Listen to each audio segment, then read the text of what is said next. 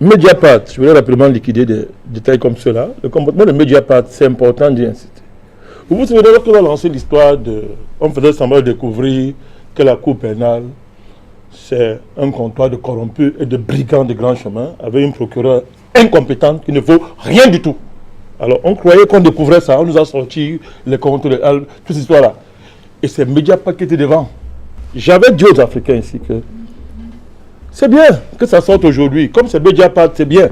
Mais faites attention de Mediapart. Même nous étions sur le plateau ensemble. Vous avez dit, faites très attention avec Mediapart. Eh bien, qu'est-ce que vous voyez aujourd'hui? Et pourquoi Mediapart fait ça? Parce que Mediapart est dans l'organisation des journalistes que George Soros a encore créé. Ils ont une coalition là. Ceux qui agissent dans les affaires des Panama Papers, des paradis fiscaux. C'est une coalition de journalistes lanceurs d'alerte. Qui est derrière? C'est M. George Soros. Et qui est George Soros? C'est l'un des parrains de M. Bourdon. Il faut bien comprendre. Et pourquoi aujourd'hui, vous voyez donc, dès que les intérêts de George Soros, le parrain à distance de tous ces journalistes-là, est menacé, qu'est-ce qu'ils font? Ils marchent sur la vérité. Même Mediapart qu'on a voulu présenter comme un grand journal, M. Edwin Plenel, que nous connaissons, et qui se présente comme un homme de progrès, qu'on n'est qu'un vulgaire mercenaire à la solde de ces gens lorsque les vrais intérêts sont en jeu. Aujourd'hui, que fait Mediapart? Non, vraiment, c'est un coup d'état imaginaire. Voilà ce que Mediapart est en train de dire. Et j'avais prévenu les Africains ici à l'époque. J'avais prévenu à cette époque. J'étais sur le plateau avec moi et d'autres. Donc, on est en train de voir aujourd'hui ceux qui croyaient qu'on peut faire confiance à Mediapart. Parce que quand Mediapart a dit alors, on les yeux maintenant pour voir qui est Mediapart quand les bons intérêts sont en jeu. RFI. Il y a encore des Camerounais aujourd'hui, ils sont nombreux, il faut le dire, en Afrique, les Africains, qui suivent RFI. Moi, Bandakani, je ne suis pas RFI. Depuis au moins, c'est bientôt 15 ans. Chez moi, on ne suit pas RFI. Allez chez moi vérifier. Et je ne suis pas en retard sur l'information. Au contraire, je suis mieux informé que tous les journalistes de RFI. Donc, on a fait croire aux Africains, du précaré, que quand tu n'as pas RFI dans ton taxi, ou bien dans ta maison, tu es un attardé sur l'information. Mais ça me fait rire. Le monde aujourd'hui, sortez du précaré français. On considère RFI ou comment... Mais qui peut écouter RFI dans le monde? Sortez du précaré français. Qui écoute RFI dans le monde?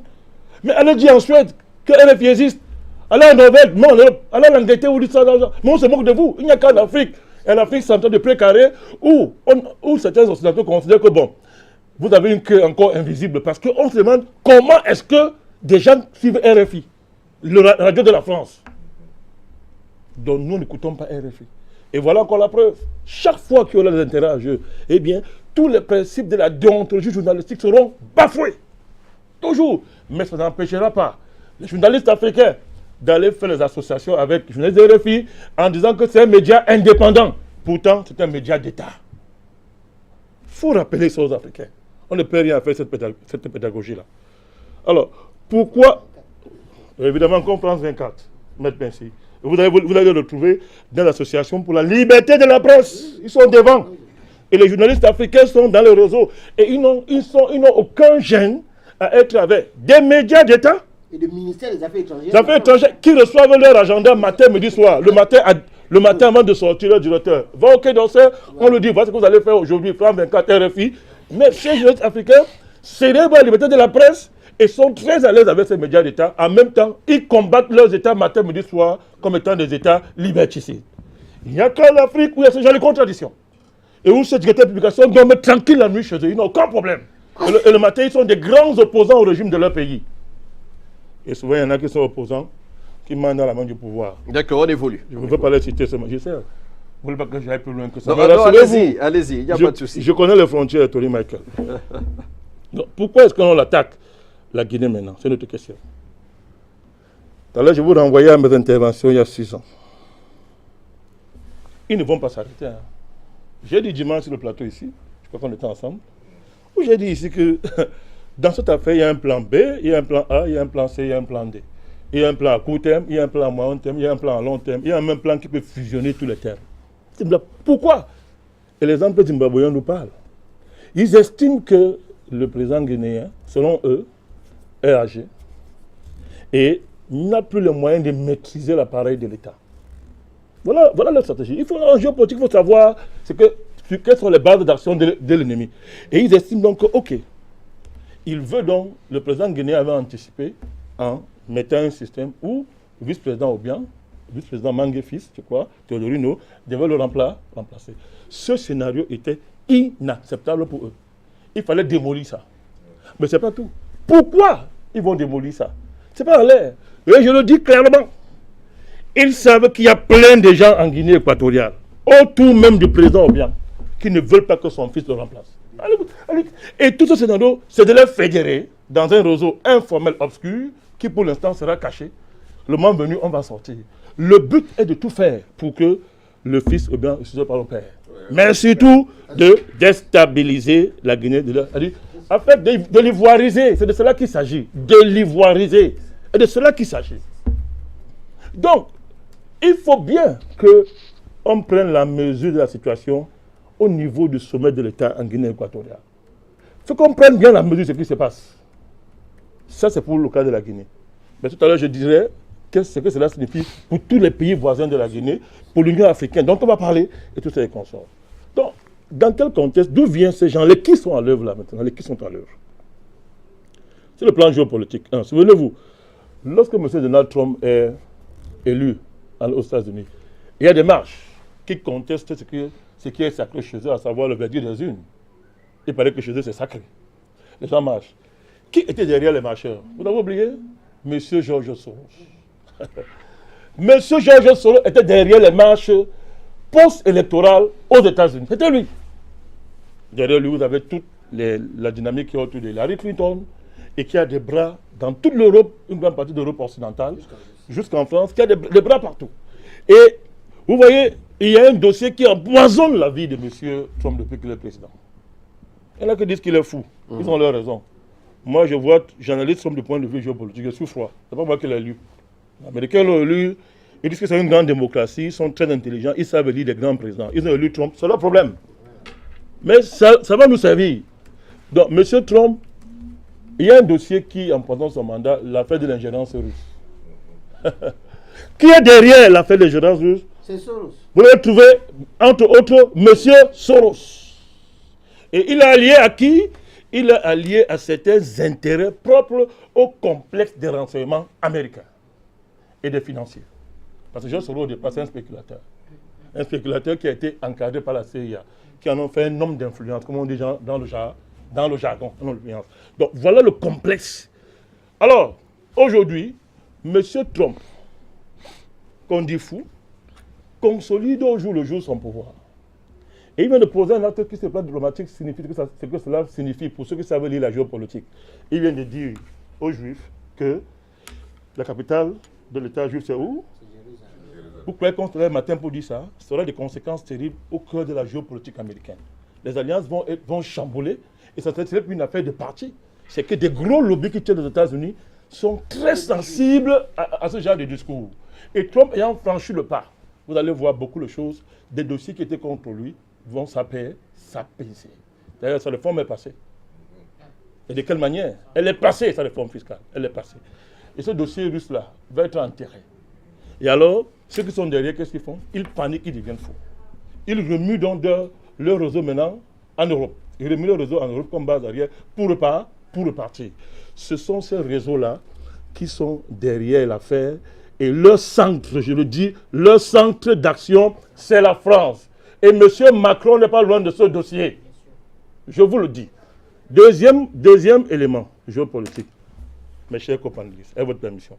Il y a un truc dont on ne parle pas en Afrique, le retour de l'Allemagne en Afrique. L'Allemagne est repartie là à l'ONU. C'est clair là maintenant. Elle veut ses anciens territoires. Voilà. Je vous dis, c'est maintenant officiel. Oui. L'Allemagne réclame ses anciens territoires. Et l'un des enjeux qu'il y a dans la manifestation au Togo, alors nous parlons, c'est l'enjeu allemand. Oui. Je vous le dis. C'est l'enjeu allemand. C'est l'enjeu allemand. Quand certains opposants togolais sont allés voir M. Macron pour dire « viens être intermédiaire », M. Macron le faisait pourquoi? Parce que la vraie raison, c'est l'Allemagne. Vous voyez pourquoi vous voyez la France? Macron peut se mettre aujourd'hui en conflit avec Angela Merkel. Ils ont des contrats de milliards dans une grande fusion qui est en train d'être faite entre, je crois, c'est Siemens et je crois une entreprise, une grande entreprise d'État en France. Voilà, c'est-à-dire ce sont des centaines de milliards qui sont en jeu là-bas. Mais dans le cas du dossier togolais aujourd'hui, donc aujourd'hui à l'ONU, l'Allemagne dit clairement qu'elle veut retourner en Afrique. Par tous les moyens. Et la France comprend très bien ce que cela signifie. La France a dans cette affaire deux façons de faire. Elle coince l'Allemagne en Europe, dans ce qu'ils appellent le couple moteur de l'Union européenne, mais c'est que ça ne suffit pas. Parce que l'Allemagne aussi, comme l'Europe, s'est arrangée depuis, elle a des accords secrets avec les Russes. Il ne faut pas suivre le discours d'Angela Merkel, elle est d'accord avec les Russes. L'Angleterre a déjà compris, elle a fait le Brexit. Et l'Angleterre est très liée avec l'Asie, les Russes, et même les Chinois aujourd'hui, très liés. Donc aujourd'hui, la France sait très bien qu'elle ne peut pas tenir l'Allemagne. Aujourd'hui en Europe, si l'Allemagne décolle, la France sera très isolée. Et si les États de l'Europe, elle perd l'Afrique bêtement. D'accord, on évolue, président, on évolue. Je sais d'expliquer quelque chose. Juste d'expliquer quelque chose. Pour qu'on comprenne ce qui se passe. Donc directement, donc, il faut que la France rapidement anticipe dans son précaré. Très très rapidement. Pour discuter avec l'Allemagne sur des bases d'égalité. Comme De Gaulle l'avait fait avant, d'égalité. Elle est très engagée en Afrique de l'Ouest, elle a réussi, elle est présente là-bas, mais son problème majeur, c'est l'Afrique centrale. Et elle ne peut pas se permettre de perdre encore même 2 ans. Je dis 2 ans. Elle a 2 enjeux majeurs. Il y a un pays majeur qu'on vise, le Cameroun. Parce que quand on dit Afrique équatoriale française, c'est le Cameroun. D'où la déstabilisation qui est en Centrafrique et partout. C'est le Cameroun qui est visé, tout le monde le sait. Mais maintenant, un des maillons les plus faibles pour passer facilement, c'est la Guinée équatoriale. Pour des raisons que je viens d'expliquer. L'autre enjeu, c'est pour ça que tout à l'heure, les propos de Maître Princi sur le génie du président Obiang de développer son pays, c'est vrai. Mais on voit aujourd'hui qu'après lui, qu'est-ce qui va rester? Prenons le cas de la Côte d'Ivoire. Claude Boigny avait fait, c'était un peu similaire. Boigny a fait ça. On l'a dit, on enseignait dans les écoles le miracle ivoirien. On l'a vu là où ça arrive aujourd'hui. Les mêmes gens qui ont détruit Barbo et qui se sont coalisés, et la France était toujours au centre, ce sont les mêmes dynamiques qui sont à l'œuvre en Guinée équatoriale. À cause du profil de ce pays. Il le fait de la Guinée équatoriale une autre nouvelle Côte d'Ivoire aujourd'hui pour ramasser toute l'Afrique centrale. En alliance avec certaines multinationales, mais la France sera devant. Et c'est le rôle d'une multinationale comme Orange, dont vous êtes en train de parler si brillamment. Donc voilà ce qui attend la Guinée équatoriale. Alors, je voulais terminer. Moi, ce qui m'intéresse, c'est le silence de l'Union africaine. On va en parler tout à l'heure. Laissez qu'on en parle tout à l'heure. Oui. Laissez qu'on en parle parle tout à l'heure. Il y aura un dernier tout à pour tout le monde. J'ai fini mon propos. On aura ça après, président Bandakani. Laissez-moi gérer les choses. Voilà, laissez-moi gérer les choses comme je les gère déjà depuis le début. Voilà, c'est pas la censure. Il n'y a aucune censure dans cette émission. La preuve, c'est que vous avez parlé longtemps et vous avez dit un certain nombre de choses assez importantes pour les téléspectateurs. On va prendre